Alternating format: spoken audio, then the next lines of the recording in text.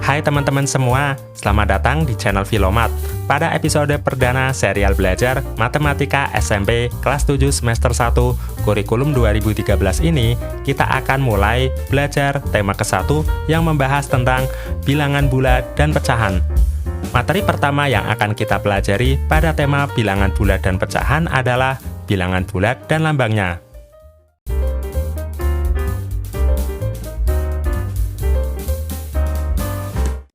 Sebelum lanjut menonton video ini, bagi teman-teman yang belum berdoa, silahkan teman-teman pause video ini dan berdoa terlebih dahulu. Setelah sudah, silahkan teman-teman lanjut untuk menonton video ini. Jangan lupa siapkan alat tulis dan kertas untuk membuat catatan-catatan penting yang ada dalam video ini sebagai bahan untuk belajar teman-teman.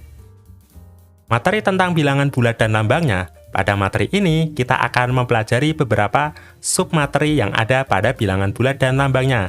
Dimulai pada submateri pertama, yang membahas tentang jenis bilangan. Submateri kedua, mempelajari tentang lambang bilangan bulat. Dilanjutkan submateri ketiga, yang membahas tentang berbagai jenis bilangan bulat. Dan submateri yang keempat, mempelajari cara membandingkan bilangan bulat. Setelah kita belajar keempat submateri pada bilangan bulat dan lambangnya, kita akan belajar untuk mengerjakan latihan-latihan soal yang berkaitan dengan bilangan bulat dan lambangnya. Langsung saja kita pelajari jenis-jenis bilangan bulat. Ada beberapa jenis bilangan yang dikembangkan manusia untuk mengungkapkan fenomena-fenomena yang ditemui. Dimulai dari bilangan asli yang memiliki anggota dimulai dari angka 1, 2, 3, dan seterusnya.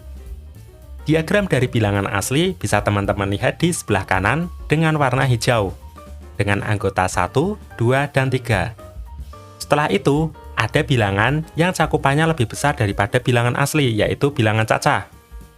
Anggota bilangan cacah dimulai dari angka 0, ditambah dengan anggota bilangan asli, yaitu 1, 2, dan 3. Lebih jelasnya, teman-teman dapat lihat diagram hubungan antara bilangan cacah dan bilangan asli.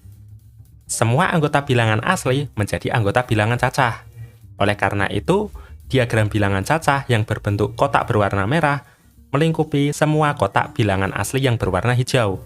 Bilangan yang cakupannya lebih luas daripada bilangan asli dan bilangan cacah adalah bilangan bulat. Bilangan bulat memiliki anggota yang sama dengan bilangan asli dan cacah, yaitu 0, 1, 2, dan 3, ditambah dengan bilangan-bilangan negatif dimulai dari negatif 1, negatif 2, negatif 3, dan seterusnya.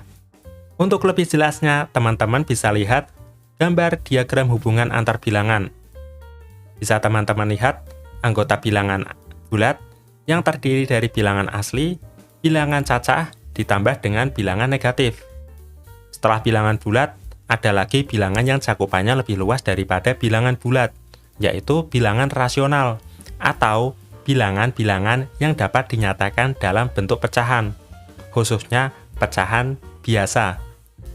Pada diagram hubungan antar bilangan ini, bilangan rasional meliputi semua anggota daripada bilangan bulat, ditambah dengan anggota bilangan-bilangan pecahan, baik pecahan positif seperti angka 1/4 maupun pecahan negatif seperti negatif 3/7. Selain bilangan rasional, ada juga loh bilangan-bilangan yang tidak bisa diungkapkan atau ditulis dalam bentuk pecahan, atau biasa disebut dengan bilangan irasional. Teman-teman bisa lihat di diagram hubungan antar bilangan. Bilangan irasional dan bilangan rasional tidak saling bertemu. Artinya, semua anggota bilangan irasional bukanlah anggota dari bilangan rasional. Begitu juga sebaliknya, semua anggota bilangan rasional atau bilangan-bilangan yang dapat dinyatakan dalam bentuk pecahan bukanlah anggota bilangan irasional. Contoh anggota bilangan irasional adalah akar 7, negatif akar 2, akar 15, dan nilai dari koefisien Pi. Meskipun nilai dari koefisien Pi yang teman-teman kenali sekarang 3,14 atau 22/7, namun nilai sebenarnya dari koefisien Pi adalah 3,14 sekian dengan angka yang sangat banyak dan jumlahnya tidak terbatas. Oleh karena itu, untuk mempermudah teman-teman melakukan perhitungan, nilai koefisien Pi biasa disingkat dengan angka 3,14 atau biasa ditulis dalam bentuk bilangan rasional 22/7. Padahal nilai koefisien pi sendiri sebenarnya tidak bisa ditulis dalam bentuk pecahan. Penulisan bentuk pecahan hanya sebagai bentuk pembulatan agar teman-teman lebih mudah melakukan perhitungan. Baik bilangan rasional maupun bilangan irasional menjadi bagian dari anggota bilangan real. Perhatikan, bilangan real merupakan bilangan yang meliputi anggota bilangan rasional dan bilangan irasional. Artinya, semua bilangan rasional dan bilangan irasional merupakan bagian dari bilangan real. Pada mata pelajaran matematika kelas 7, semester 1 ini kita hanya akan fokus pada dua bilangan, yaitu bilangan bulat dan juga bilangan rasional. Selanjutnya kita akan belajar tentang lambang bilangan bulat. Bilangan bulat biasanya dilambangkan dalam bentuk garis lurus horizontal. Teman-teman juga bisa membuatnya dalam bentuk garis lurus vertikal. Anggota bilangan bulat dimulai dari titik tengahnya, yaitu angka 0. Perhatikan, angka 0 bukan menjadi anggota bilangan bulat. Pada garis bilangan ini, titik tengahnya adalah angka 0. Setelah itu, ada anggota bilangan bulat positif yang terletak di sebelah kanan angka 0. Dimulai dari angka 1, angka 2, angka 3, angka 4, angka 5, dan seterusnya. Tanda titik 3 ini menyatakan angka seterusnya. Tanda positif biasanya tidak ditulis pada bilangan bulat. Selain itu, ada juga jenis bilangan bulat lain, yaitu bilangan bulat negatif, yang letaknya tepat di sebelah kiri angka 0, dimulai dari negatif 1, sebelah kiri ada negatif 2, sebelah kiri negatif 2 ada negatif 3, setelah itu dilanjutkan negatif 4, negatif 5, dan seterusnya. Perhatikan, angka 0 tidak menjadi anggota bilangan bulat positif dan bilangan bulat negatif. Artinya, bilangan bulat terdiri dari 3 elemen, yaitu angka 0, bilangan bulat negatif, dan bilangan bulat positif.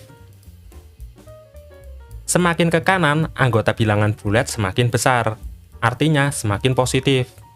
Sebaliknya, semakin ke kiri, bilangan bulat bernilai semakin kecil atau semakin negatif. Contohnya, nilai negatif 5. Negatif 5 nilainya lebih kecil daripada negatif 2. Meskipun nilainya lebih besar, namun karena adanya tanda negatif yang berarti lebih kecil, berarti semakin besar angkanya. Ketika diberi tanda negatif, berarti semakin kecil angka tersebut. Selanjutnya kita akan belajar jenis-jenis bilangan bulat. Pertama, jenis bilangan bulat berdasarkan letaknya pada garis bilangan. Ada bilangan bulat positif yang letaknya di sebelah kanan pada garis bilangan. Anggotanya dimulai angka 1, 2, 3, 4, 5, dan seterusnya. Kedua, ada bilangan bulat negatif, yang anggotanya terletak di bagian kiri garis bilangan. Anggotanya dimulai dari angka negatif 1, negatif 2, negatif 3, negatif 4, negatif 5, dan seterusnya. Dan angka 0, yang letaknya tepat di titik tengah garis bilangan.